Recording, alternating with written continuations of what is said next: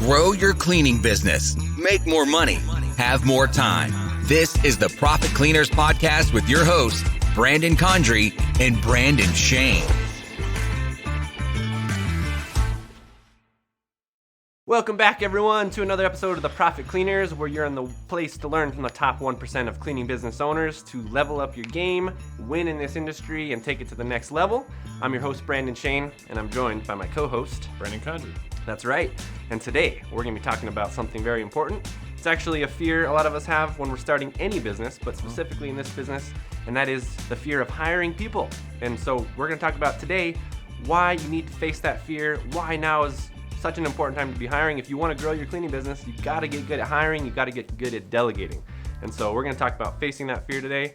And actually wanted to start out reading a really cool story that we got from one of our customers. So giddy up.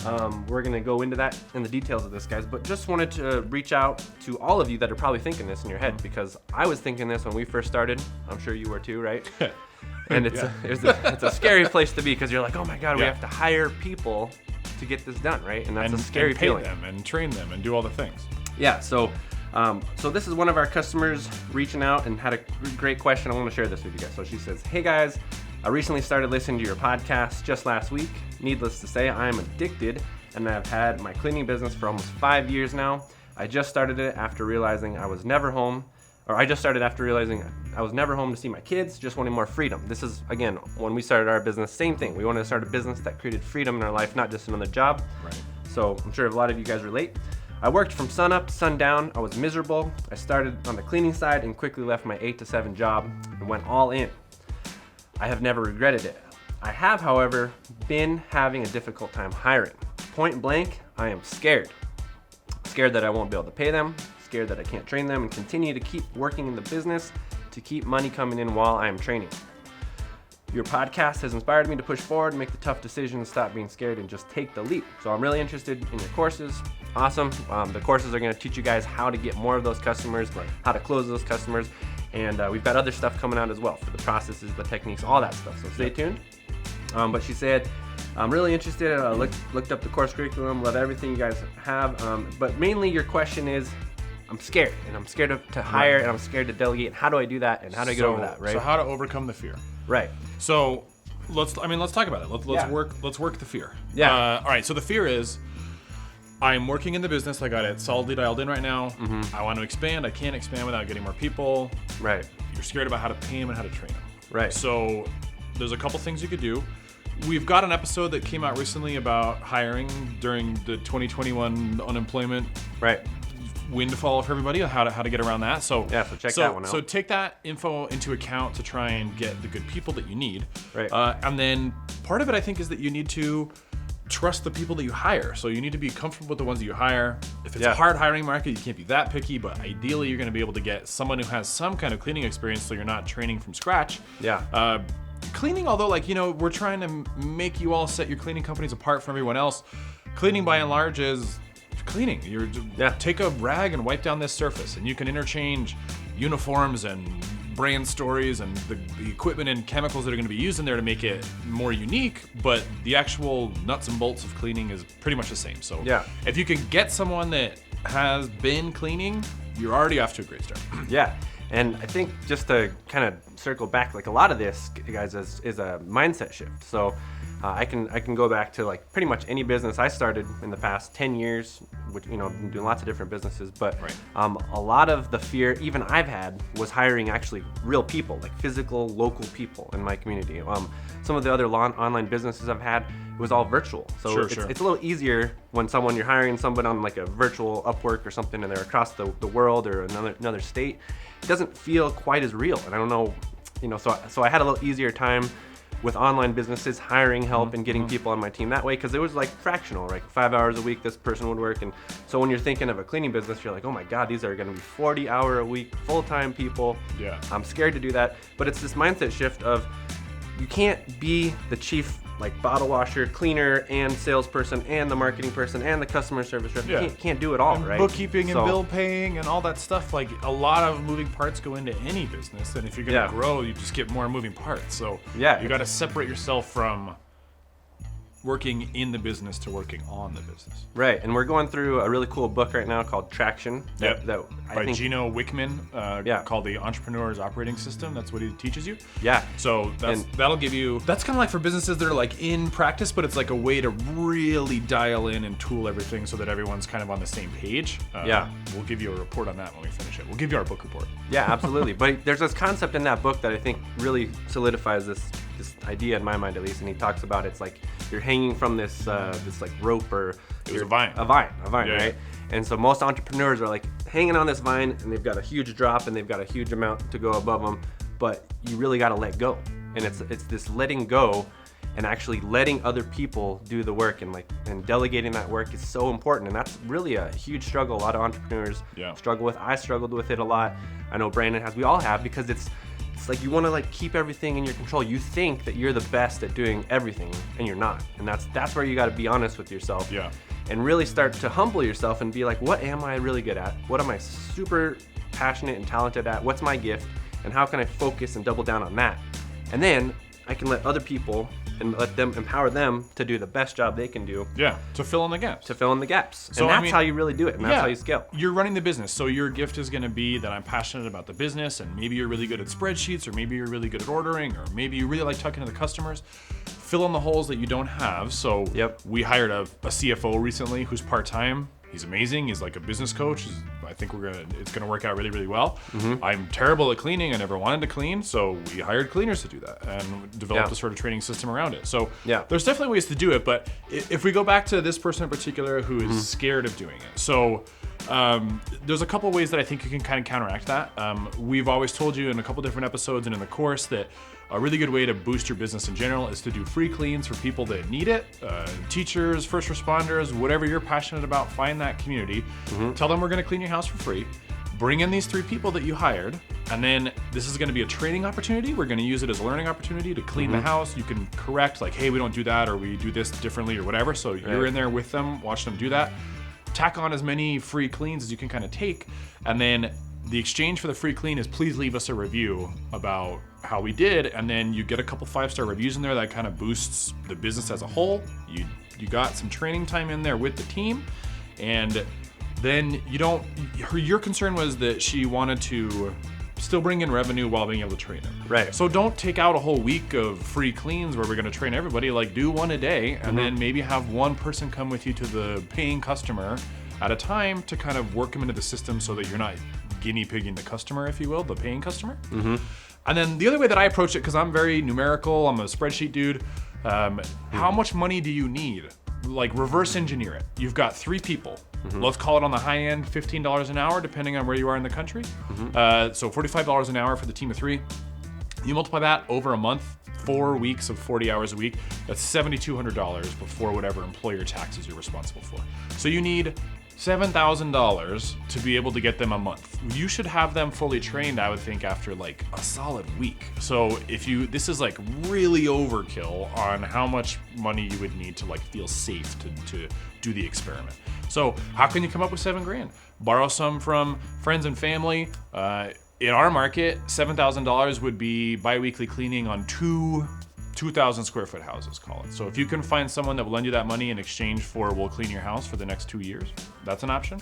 I closed out a retirement account to start this business. So, talk to a financial advisor depending on your age. I was comfortable doing it because I got time to make it up, and I'm confident that the business is just gonna keep going on the rocket ship that we're on. So that's also an option. Like when you start really doing the math, it feels like a lot. Like it's 3 people and then we're paying them $40,000 a year and I need so much money to do it. But if you break it down into the when can I get them up to speed so that they're cleaning and servicing the existing customers, that frees up all the time. As soon as you are not cleaning houses, you're not actually doing the cleaning part.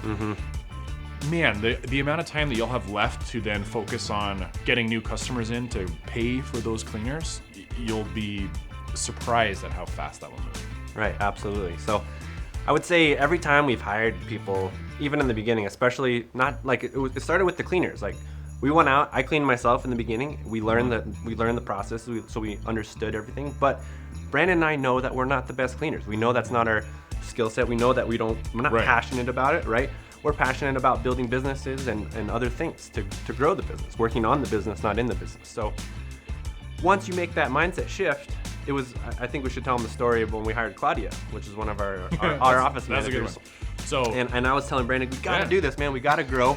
We got to delegate this stuff, because I know we can call customers. I know we can do customer service and all that stuff, but it's not fun. I get like stressed out. I know you were getting stressed out. I was getting really stressed out talking with customers, and especially when they had complaints. Yeah, and we were like I was like, dude, like you're so stressed out. You shouldn't even talk to these people, because we got to be working on the business. So Brandon and I had this same fear, like that you guys are experiencing. We're like, God, we're fearful that if we hire, we're not gonna have enough money to pay them, and then we're gonna just crumble, and it's all gonna fall apart. And it's just like this fear drives you into this hole that it's negative, right? Yeah. So you got to spin it the other way, and you got to start thinking abundantly, and you have to start thinking, well, once we hire this person, it's not only going to free up all my time and energy, but we know that the money is going to come. Like, we know that it's going to offset, and it's going to bring in more revenue if you're making the right hires, if you're scaling the right way. And in order to do that, you got to have your systems in place. Of course, you got to be efficient first, but just knowing that as you grow, the more you delegate, the more you empower other people, the faster you are going to grow, because everything just moves forward without you. You can't just rely on you. It's going to break. So with Claudia in particular, that was our office manager. When we hired her, that means there was someone in there to answer phones, so we weren't missing calls because I was at a sales estimate. Someone was there to pick up the call. Okay, yep, you want an estimate? We can get you scheduled. It was a customer saying they had a billing problem. Can we sort it out? The customer service side was what really boosted it right away, and so that just put more people in the funnel. More people came through to get credit cards in there and pay, and so that was it. And the way we paid for it initially was we had a deal with our mentor in Denver, Corby. We had a consultant thing worked out with him, and we had a monthly payment that we were doing. And we just negotiated with him, like, look, can we skip the next 6 months of payments and double up on them for the latter half of the year to make up for it?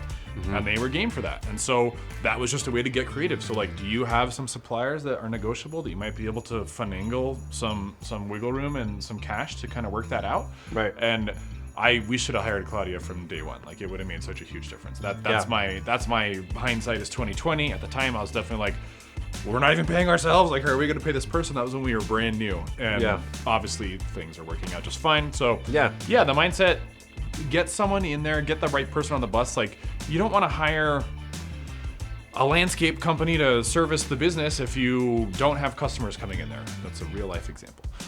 But you do need someone to answer the phone. So try and figure out if you can make a VA come in right away to be able to help you tweak some stuff that's happening in the office so that you can then work harder on getting the teams trained faster.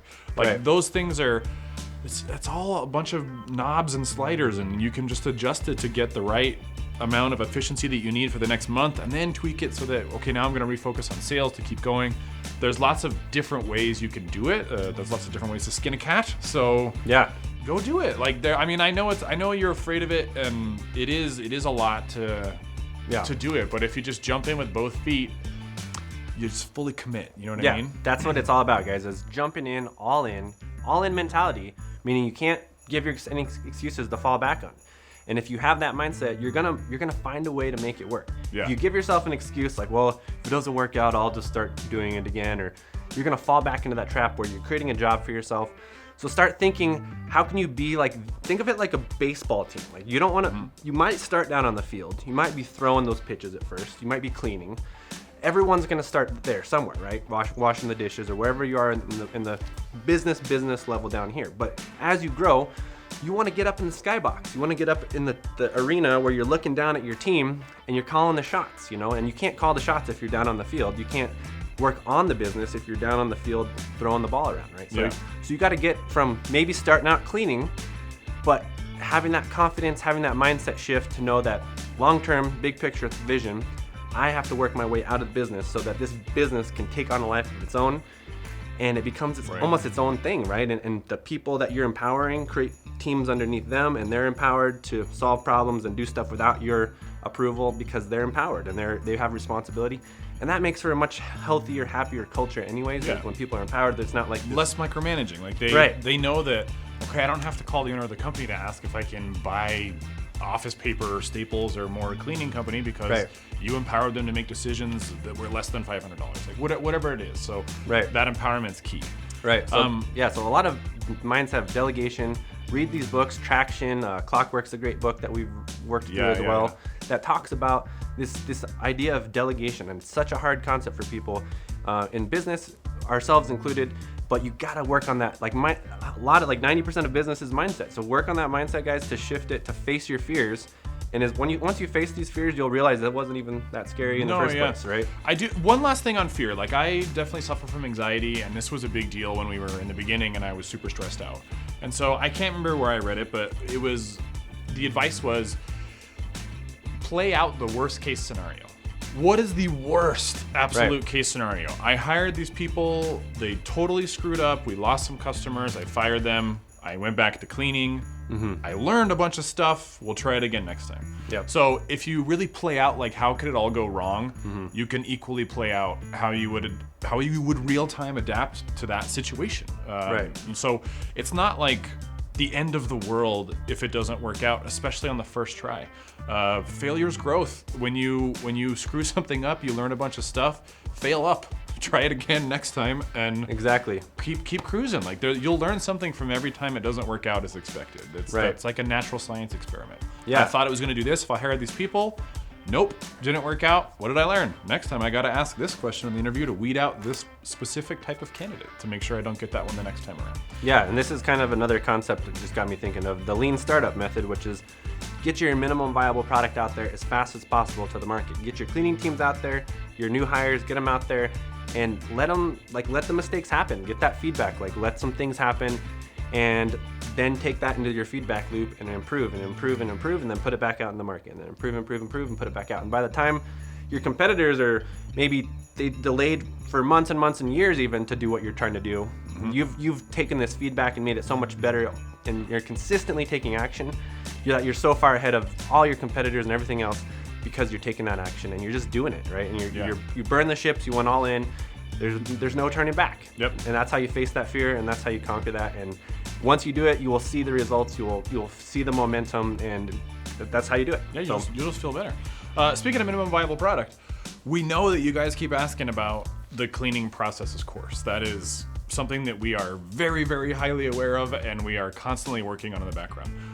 We are trying to get a beta version of it put together that we would release to a select few of you to kind of get some feedback on if it's missing anything, if it is what you thought it's going to be. So stay tuned for that. We will obviously let everyone know on all the social media channels whenever that's available, but that is definitely still in the pipeline. So keep a lookout. Absolutely. So if you guys got value out of this podcast, video, wherever you're watching this and consuming this content, please add value back to us, reciprocate, click the like, click the subscribe button, leave us a review, leave us a comment. Yeah. What are you doing to face your fear and to hire people? And what are some stories and experiences you've had? Yeah. Let us know.